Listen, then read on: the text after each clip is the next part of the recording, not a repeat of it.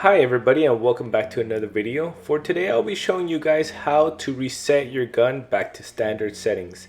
Now I'm doing this because I do get a lot of emails and a lot of requests on people who've taken apart their gun or worked on their gun and don't know how to get it back working properly. So for today's video I'm going to go ahead and show you how to reset your gun, how to put it back together and set it back to standard settings like how it was when you first received it. Now if you guys are looking to purchase your own tufting gun or need monk's cloth to work on, go ahead and visit us at rugbabe.com. We also have a lot of other helpful videos on our YouTube channel that show you guys other ways to use your guns or just helpful videos for tips and tricks that you guys might enjoy. Now for this video you're just going to need a few tools. You're going to need the two Allen wrenches that come with your kit, the small one and the large one, a crescent wrench, and a ruler. Here I have a number 8 metric wrench that just helps me out because it's the exact size I'll need. But besides that, it's not too hard and you won't need too many other tools to help you adjust your gun and put it back to standard settings. So here I have our new model Z2Q tufting gun, and this tufting gun is straight out of the box. All I've done is remove the handle to make it easier to work on. But besides that, all I'm gonna do is completely strip apart the gun. Now we do offer help fixing guns and with maintenance on guns, and you could find that at support@rugbabe.com and send us an email and we will get back to you. But we do receive several guns with several issues. Here I'm just going to completely strip apart the gun and show you guys how to put it back together. Now we have received tufting guns completely stripped and sent to us in Ziploc bags with people that just didn't know how to put it back together or didn't have the confidence to put it back together, and that's okay. We will go ahead and in our shop we will see the condition of the gun and we will determine what's wrong with it and how best to fix it. We also have plenty of spare parts just in case something has broken or something has stripped and it's no longer usable. We could go ahead and replace those parts for you as well.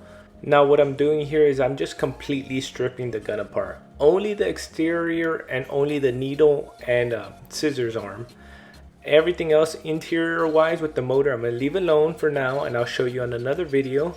But this video is just how to reset your gun. So I'm going to take it completely apart all the way and then show you guys how to properly put it back with proper measurements and proper settings. Again, this is how the gun comes out of the box.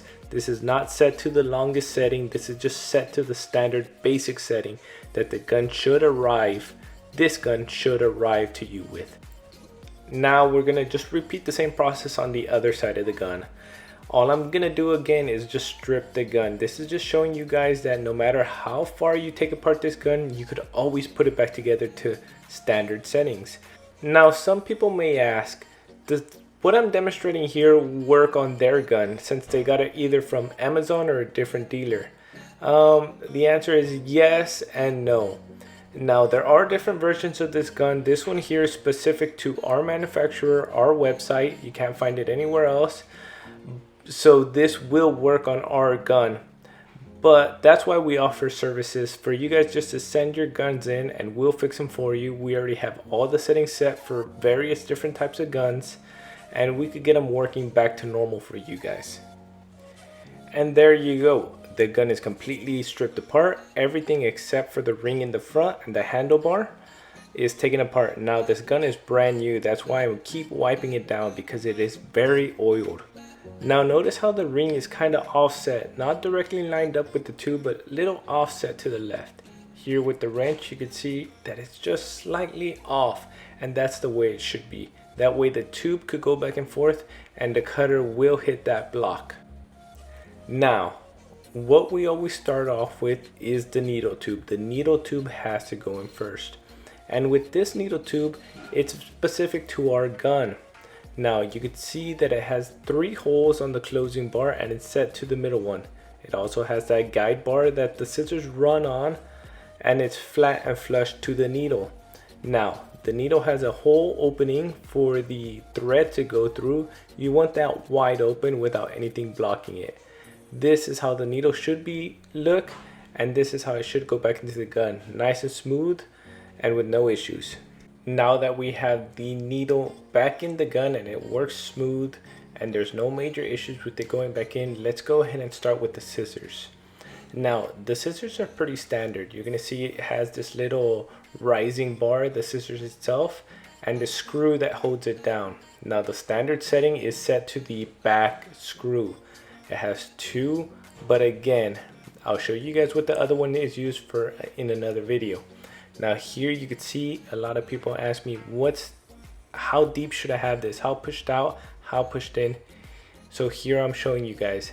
This is in millimeters. It is 1.6 millimeters from the tip of the scissors to the foot of that climb bar. Now what that bar does is help the gun climb the cloth by itself.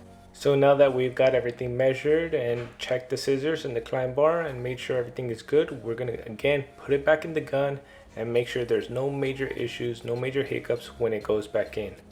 Another thing to note is that the scissors should never go above the needle. It should almost hit the needle, but just glide right underneath and never actually go above the height of the needle.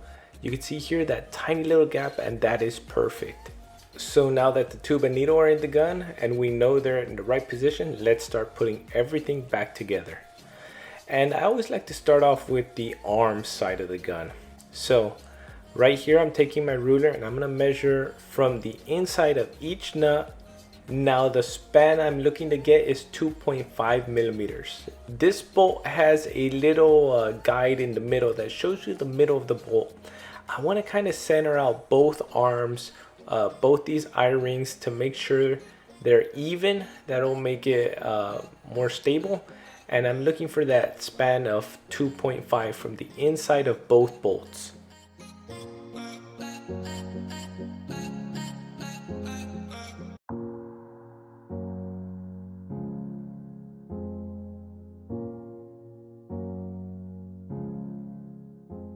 So just like I've showed you guys on other videos, as I'm putting the gun back together, I do like to work the needles and the scissors back and forth to make sure I'm not adding torque or twisting the tube in any way, and make sure it still slides. This will help me out in the long run. That way I don't have to retake it apart and put it back together. Now what I'm going to do next is show you guys an up-close view on where to put that arm on that slide. Now you can slide the arm back and forth a little bit on that slide, and I'm going to show you here in a picture where to put it. Now here with the arm out of the way, you can see where I put that bolt. Now the bolt I like to have right on the edge, barely a sliver of light showing, and that's exactly where it should go. Now since it's measured right, the rest of the arm will fit in its proper spot. Now that the arm's in the proper spot and I showed you guys where to put that bolt, now let's just tighten everything down. So go ahead and tighten down both the screws. Make sure not to move it too much, and if it does get out of the way, to put it right back on that spot I showed you guys, and to tighten both the nuts with your either a crescent wrench or that number 8 wrench. So here's one last close-up view of how it should look. You see both the arms are tightened down. You see how I'm showing you that it does have space right there and that the arm is all the way back. Again, this is standard setting, how it should be straight out of the box. Now to work on the other side, we have to spin the arm backwards, and that'll allow us to work properly on the other side. Now working on the other side is almost the same thing.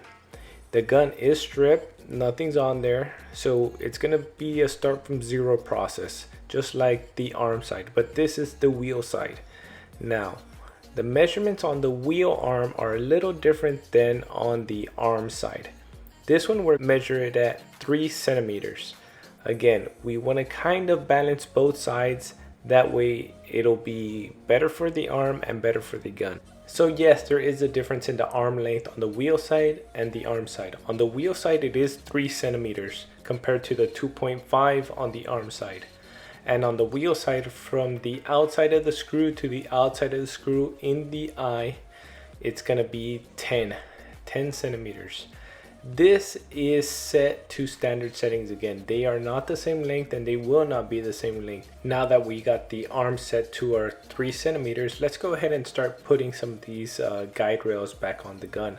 That way we could go ahead and put the arm back on the gun as well. Now, just like I did with the arm side, I'm gonna show you an up close view on how and where I put the screw on the wheel. That way the arm will be set precisely to where it should go. Again, this is just standard settings to this specific gun. We do offer help with other guns. That's why we just sometimes recommend for you guys to send them in, especially if you got them from a different website or Amazon. So what I have here is another one off a new gun. What it comes with is a nut with an offset hole, and that should slide in first. Now, the nut that the screw holds onto just goes on right on top, all the way pushed in and right on top. That's the setting this gun should have to go back to standard setting. Now here I'm quickly showing you guys how I put the gun back together. Now that I know where to set that bottom bolt, it's pretty easy. All I have to do is quickly tighten everything down, make sure I still have that 3 centimeter spread from the inside of the bolt to the inside of the bolt, or 10 centimeter spread from the outside of the screw to the outside of the screw. But pretty much it's simply tightening it down now. So now that we have both arms on the wheel side and the arm side and everything tightened down and everything looked over, now we're about 90% done, and all we need is the front of the gun, the guard and that block that helps the scissors cut. Now here I'm gonna adjust the fabric guard. Now I like to push the fabric guard just behind or right touching the hole where the yarn is fed through. This allows the gun to feed into the fabric before you start tufting. Now everything is done with the arm in the reverse position. That allows the needle to be as far out as possible. Now the closing block is fairly simple to put in. All you got to do is push it all the way to the end and tighten it down. I'll show you guys here on another picture. This is a better view on what I mean by the closing block touching that ring. You want to push it all the way back until it touches the wall. This is what allows the scissors to cut the yarn. So now I've shown you how to put your gun back to standard settings. Remember, no matter how far you take apart your gun, you could always put it back together to standard settings. Again, these settings are just specific for this gun, but they will work on other guns as well. Now, if you don't feel confident on working on your gun, or you feel like you've messed it up, just go ahead and contact us at support@rugbabe.com, and we'll get back to you and have you just ship it straight to us, and we'll work on it here at our shop. Thank you guys again for watching our video. Feel free to subscribe and leave a comment. We will try to answer all our comments, and if you can't reach us there, go ahead and reach us at support@rugbabe.com. And if you're looking to purchase your own Z2Q tufting gun, go ahead and visit our website rugbabe.com. And again, thank you for watching the videos, and I'll catch you next time.